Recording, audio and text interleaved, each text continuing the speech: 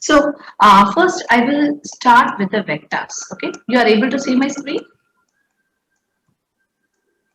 Yeah, I'm able to see this. Okay. So in general, first I am explaining. Okay. So vectors means vector will have the magnitude. Okay. Magnitude means what the other name is size. It will have the size. Okay. And direction also it will have. Okay. It will have the size and also the direction. Okay. Fine. This is already taught in your class, or this is the first time you are studying about this, Deepika? I've learned about some parts of a topic already. Okay, that is addition, all those things, basic things you have read, right?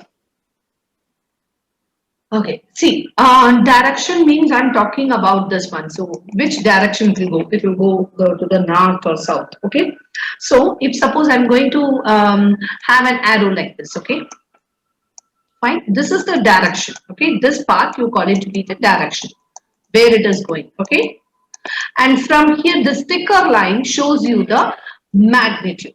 Okay, you got it? So this is called as a magnitude. Fine. So here, if I'm going to have two vectors, I'm going to simply, okay, I'm going to have two vectors. So vectors are nothing but it is going to have the magnitude and direction. Suppose A is one of the vector and B is one of the vector. Then you can say that you can just join the head and tail to make A plus B. Okay, fine. Got it, Deepika? And the order is not important here. You can also say that it is B plus A. That's not a big deal. You will get the same answer only. Okay, fine. You understand the concept? Yes. So the same thing you will, hello, Deepika, can you hear me? Yes. Ha, okay, fine. Same thing you will be following for your subtraction also. This is for the addition I told you. Okay. So there, what will happen is, if suppose this is my A, I'm drawing randomly. Okay. This is my A. Okay. And this is my B. Okay. Fine.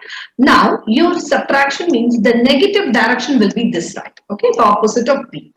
Fine. Then this will give you A minus B. Okay. You understand? Fine. So, vector, you often written it in bold letters. Okay. For example, like thickened letters you will be using. Very thick letters. Okay. Fine.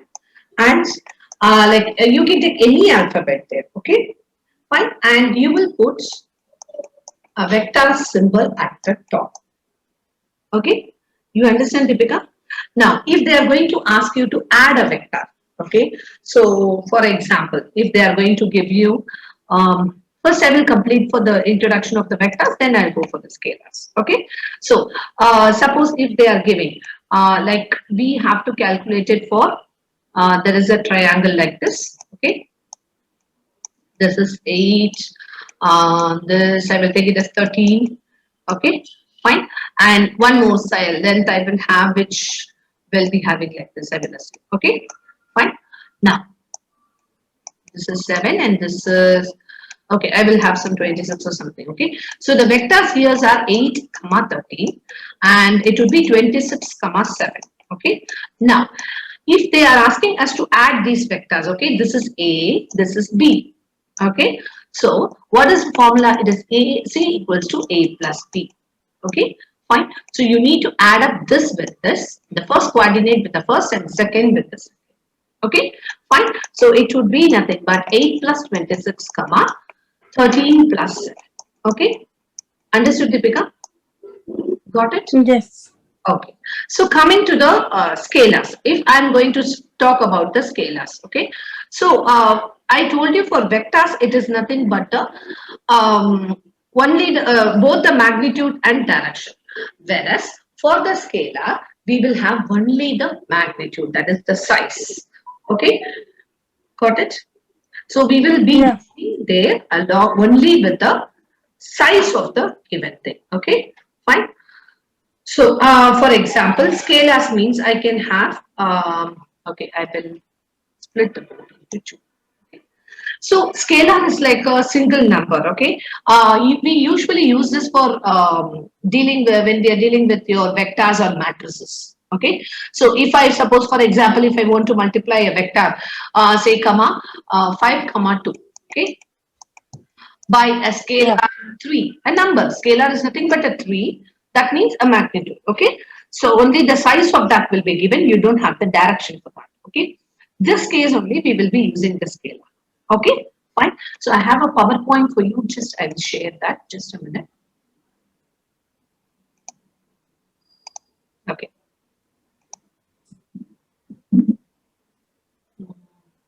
One second.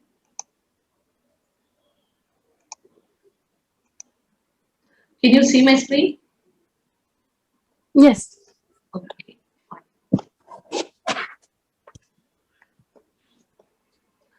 So, yeah, see this. So I'm going to show you the examples of the scalar quantities, okay, which you are measuring with numbers and units. The inch tape, okay, the thermometer or the clock, that is the timer, whatever you are using for the lab at all those things are like, so this is, yeah, see this, the length. Here it is 16 centimeters. So here we are talking about the weight of the particular object. No direction is there, right? Similarly, the temperature, the time, all those things are the examples of scalar quantities. Okay. Now, what is a vector? It is measured with numbers and also units, but will have a specific direction. For example, you can take the rocket. So acceleration here. Okay. Fine. So here you will say that the acceleration, that is the motion of the object, will be 30 meter per second square. It's moving. And it is moving what direction? It is moving upward. Okay. And also the map, whatever it is, if you are going to travel through a ship or something, the displacement is 200 miles northwest. Okay. Fine. And next, the force. Force of the object where, suppose an apple, here they are showing an apple or something. Okay. You can remember the Newton's law. Okay, so the Newton was sitting under a tree, the apple is coming and hitting under the head. All those things, that's force. Okay, so there it is coming from the top to bottom. So downward, that is the direction. Okay, fine. Next, coming to the distance or displacement. Okay, distance will be a scalar quantity. Okay, whereas displacement will be a vector quantity. Why distance is a scalar quantity? Because distance means, I will say 5 kilometer, 4 kilometer. Okay, displacement means you will say along from one place you have shifted to another place, right? Okay, so there you will have the direction also along with that. Okay, fine. You understand, Deepika? Yeah. Okay. Next, what about these things we will be using in the problem? So they are just giving the definition, basic definitions for you. Okay. Speed. What is a speed? It's a rate of change of distance in the direction of the travel. Okay. Fine. Rate of change is nothing but like a slope. Okay. So if I wanted to calculate average speed, it is nothing but distance divided by time. Okay. And average velocity means it is displacement divided by the time. Okay. Fine. So speed is nothing but distance over time. Velocity is displacement over time. Okay. Next. So you can take some things. Okay. I will just show you for the adding your vectors. Okay. How you will add the vectors. Okay. So displacement is nothing but it is independent of the route taken between start and the end point. So it there is no what I will say conditions of that you have to follow this direction or that direction from the start to end point. The movement you call it to be the displacement. Okay. For example, if a car moves from A to B then to C, total displacement will be the same as if we had just moved in a straight line from A to C. Okay. Fine, Deepika, you cannot change the things, okay? And it's the direction of the driver who is making the thing, okay? So two or more displacement vectors, you can add it from nose to tail, okay? To calculate your resultant vectors from the starting point to the end point, okay? So any two vectors of the same type, you can add it in this way to find your resultant. That's what I showed you, A plus B. If A is one vector, B is one vector, you can add up and show A plus B. Okay, fine. Okay. Next is your simplifying your vectors. Okay, so if I'm going to add it up, okay, so it is always for, obviously we can simplify the vectors. Okay, fine. So this is the x component you just assume, this is a y component you are assuming. So its displacement will be the same, but it is now how much easier to describe it. So describing means, see how they are described. Car has a final displacement of x miles, okay, and y miles not. East it is x miles and y miles not. So you can represent as x comma y. Simplifying and writing in the vectors is also possible. That you represent it in terms of braces. Okay, got it?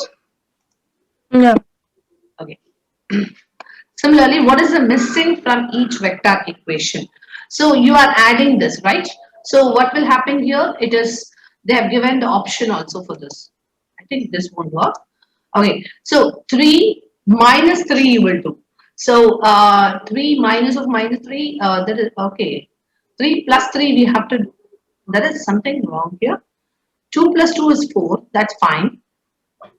Yes, 0 comma 4. The option is there. Okay. First vector, first component with the first component. So 3 minus 3 is 0. Okay. 2 plus 2 will be 4. Okay, Deepika, got it? So Yeah. this is a small introduction. Just a second. I need to click it out. Okay. Oh, screen sharing is stopped. I wanted to show one more. Yes. Okay, this has some problems. Okay, 1 minute. Yeah. You okay? I'm sharing a screen. Just tell me, is this your, because it's showing Singapore textbook only. I'm just sharing my screen. Just a second. Just see. You are able to see my screen? Yes, I'm able. Okay. This kind of problems are there for you. It is showing Singapore math only. Yeah. You have But could you teach me cross product? cross and dot product, right? Okay. Yeah. Just a second. Let me come down. If it is there here, otherwise I'll teach my own. Okay, difference between two, multiplying cross and dot product. I hope it should be there. This is unit vectors. Yes, here it is dot product. Okay, so dot product is a method where you are going to multiply two vectors. Okay, so if I'm going to multiply, okay, so multiply product of a multiplication will be a scalar. Obviously, if I'm going to multiply a vector, vector is like numbers only. Two numbers, if you multiply, you will get a constant number only there. That becomes a scalar only, right? So dot product is sometimes referred to as the scalar product. Another name of your dot product, you call it to be a scalar product, because if you use the dot product, that is a multiplication, if you do you multiply two vectors, you are going to get a scalar answer. So that's why dot product, another name, you call it to be scalar product. Okay, so where we will be using this dot product to find an angle between two vectors and any problem which is related with distance between 2 points and lines, points and planes, etc. Okay, so for example, if u is nothing but u1 comma u2, v is nothing but v1 comma v2. There is a vector there, you are going to find the dot product. How we are going to do u dot v? That means the first component with this, okay, you got it? u1 v1 plus u2 v2. Okay, Deepika, got it? If suppose I'm going to have three components, what you have to do? u1 v1 plus u2 v2 plus u3 v3. Okay, you understand? So each and everything, the first component with the first component, you have to multiply, plus second component with the second component, plus third component with the third component. Okay. Now, for example, they have given this. What I'm going to do? This is U1, U2, U3. Okay. V1, V2, V3. So what you will do? U1, V1. So it is 1 comma 1 times 4 plus U2, V2. So that would be 2 times 5 plus 3 times 6 because it's U3, V3. We are just adding it. Okay. You understood? Okay. Yeah. Okay. Shall I give a problem in this model? One model we will try and then we will go to the next step. Okay.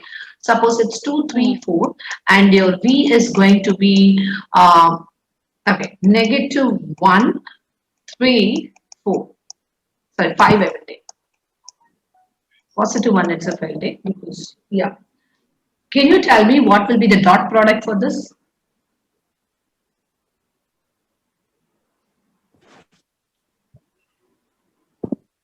Which one?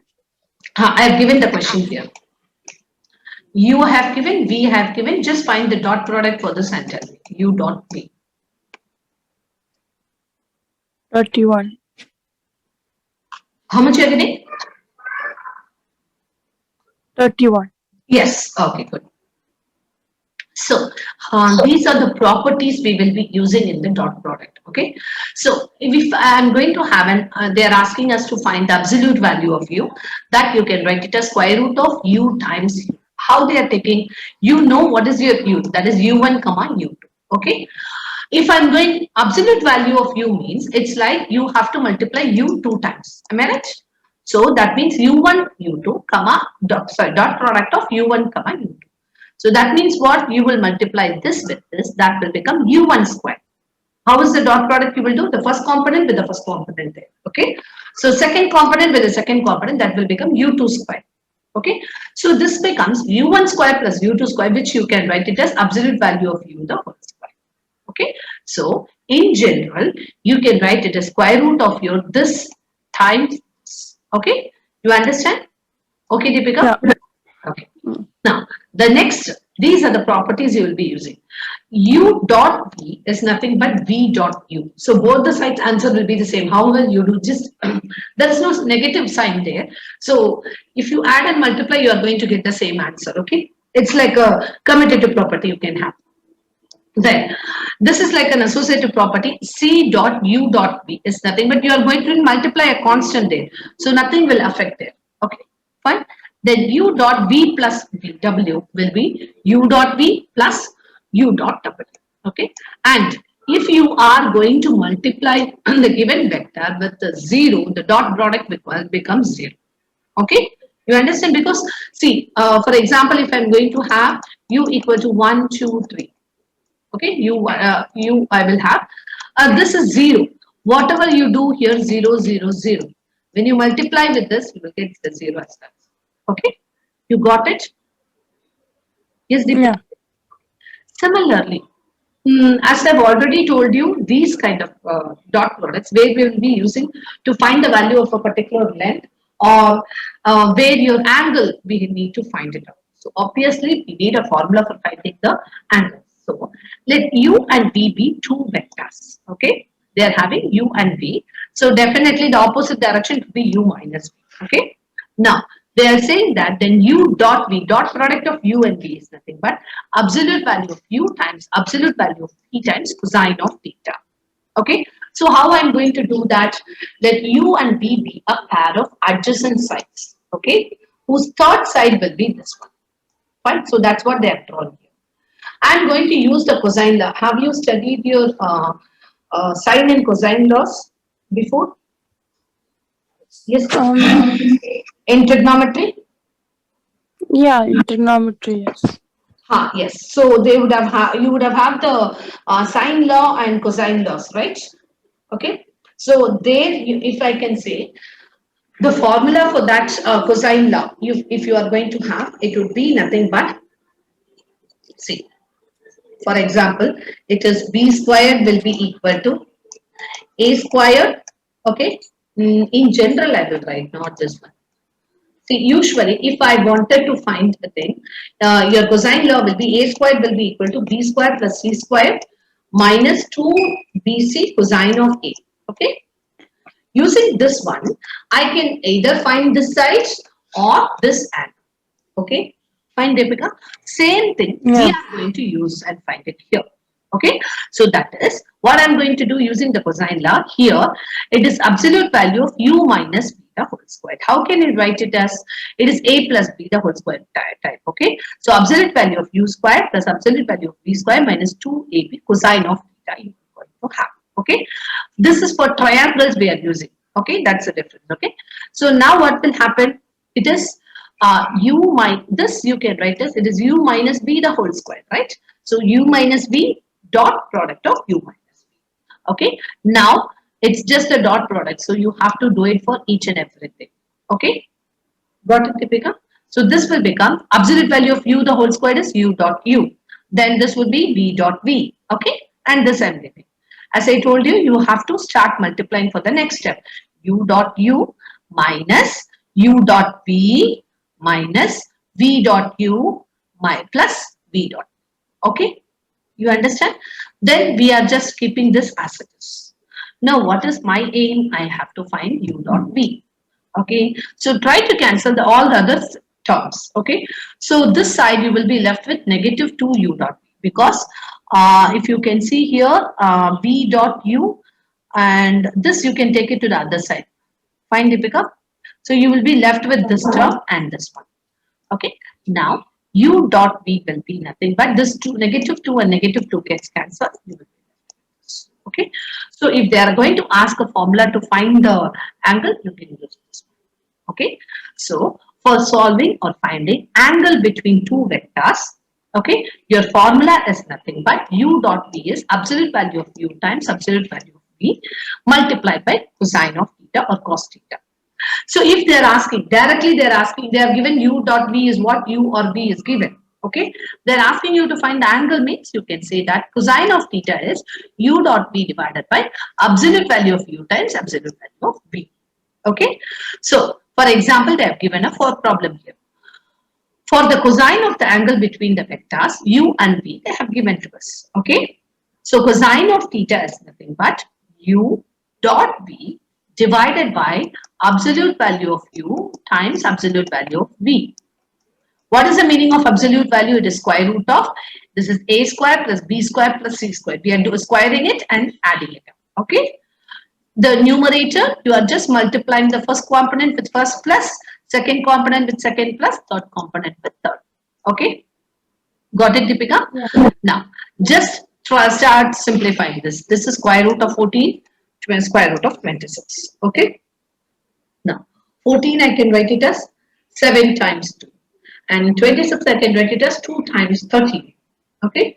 Now, the square root of 2 is common. Just multiply and take it out. 2 it will become. Okay.